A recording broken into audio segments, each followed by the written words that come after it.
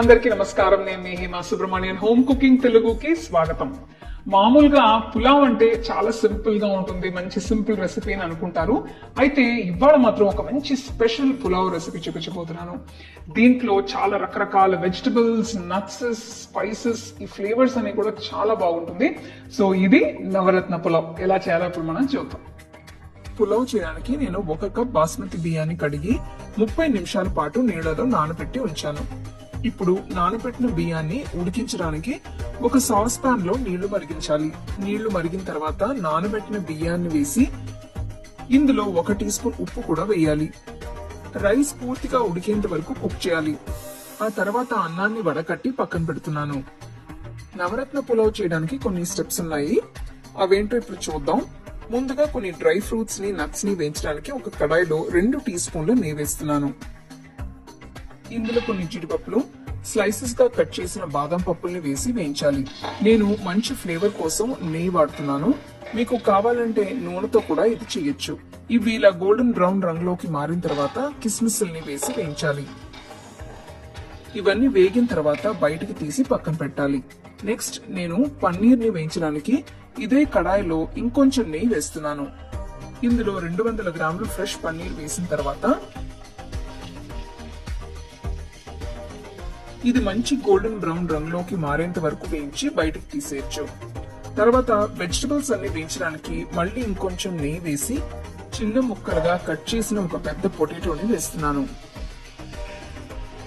Next ఇందులో తరిగిన carrots ని కూడా వేసి కలపాలి.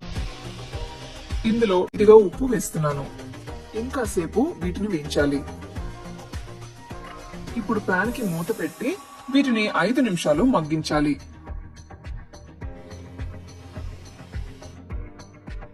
చూస్తున్నారు కదా, ఇవి కాస్త కుక్ అయ్యాయి.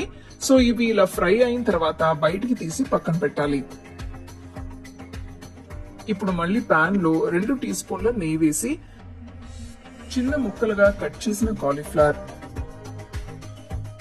తరిగిన బీన్స్ వేసి కలిపిన తర్వాత పచ్చి బఠానీని కూడా వేసి వేయించాలి.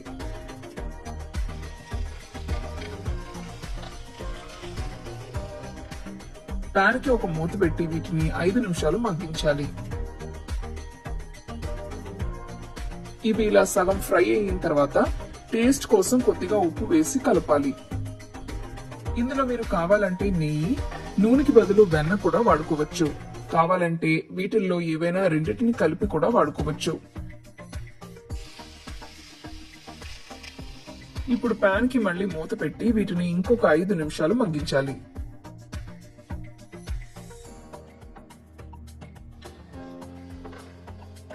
ఇవి బాగా ఫ్రై అయ్యాయి కాబట్టి బయటికి తీసేయచ్చు. పులావ్ కి కావాల్సిన మెయిన్ ఐటమ్స్ అన్ని తయారయ్యాయి కాబట్టి ఇప్పుడు అసెంబ్లీ చేయాలి. ఇప్పుడు ఒక వెడల్పాంటి కడాయిలో 2 టేబుల్ స్పూన్ల నెయ్యి వేసి వేడి చేయాలి. నెయ్యి వేడెక్కిన తర్వాత ఇందులో దాల్చిన చెక్క, యాలకులు, బిర్యానీ ఆకు, అనాసి పువ్వు, లవంగులు వేయాలి. వీటితో పాటు 1 టీ స్పూన్ మిరియాలు, 1 టీ స్పూన్ షాజీరా కూడా వేసి అన్నిటినీ వేయించాలి. ఇప్పుడు ఉడికించిన బాస్మతి అన్నాన్ని ఇందులో వేసిన తర్వాత వేయించిన వెజిటబుల్స్ అన్ని వేయాలి. ఇవి వేసిన తర్వాత వేయించిన పన్నీర్ పీసెస్ అన్నింటినీ కూడా వేయాలి. ఇవన్నీ కుక్ చేసేటప్పుడు కొద్దిగా ఉప్పు యాడ్ చేశాను కాబట్టి ఇప్పుడు నేను 1/2 టీ స్పూన్ ఉప్పు మాత్రమే వేస్తున్నాను. మీరు దీన్ని అడ్జస్ట్ చేసుకోవచ్చు. అలాగే ఇందులో అరచక్క నిమ్మరసాన్ని పిండి వేయాలి. ఆ తర్వాత మంచి కలర్ కోసం నేను కుంకుమ పువ్వు కలిపిన పాలని వేస్తున్నాను. అన్నం విరగకుండా ఇదంతా జంకీగా కలపాలి. పొయ్యిని లో ఫ్లేమ్ లో ఉంచి ఇదంతా మిక్స్ చేయాలి.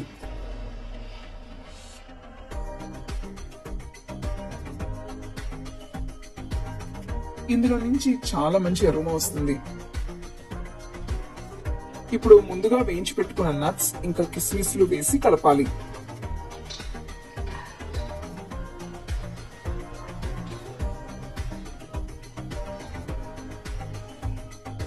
చివరిగా నేను కొన్ని వేయించిన ఉల్లిపాయల్ని పైన చల్లుతున్నాను. ఇప్పుడు పొయ్యిని లో ఫ్లేమ్ లో ఉంచి కడాయికి మూత పెట్టి పులావ్ ని 5 నిమిషాలు మగ్గించాలి. అంతే, చాలా టేస్టీగా ఫ్లేవర్ఫుల్ గా ఉండే నవరత్న పులావ్ తయారైనట్టే. దీన్ని ఉన్నపలంగా లేదంటే ఏదైనా కర్రీతో కూడా సర్వ్ చేసుకోవచ్చు.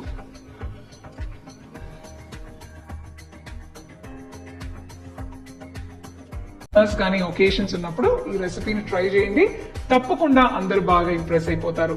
చేసిన వెంటనే వేడివేడిగా ఏదైనా మంచి గ్రేవీతో సర్వ్ చేస్తే బ్రహ్మాండంగా ఉంటుంది. తప్పకుండా ట్రై చేసి ఎలా ఉందో నాకు చెప్పండి.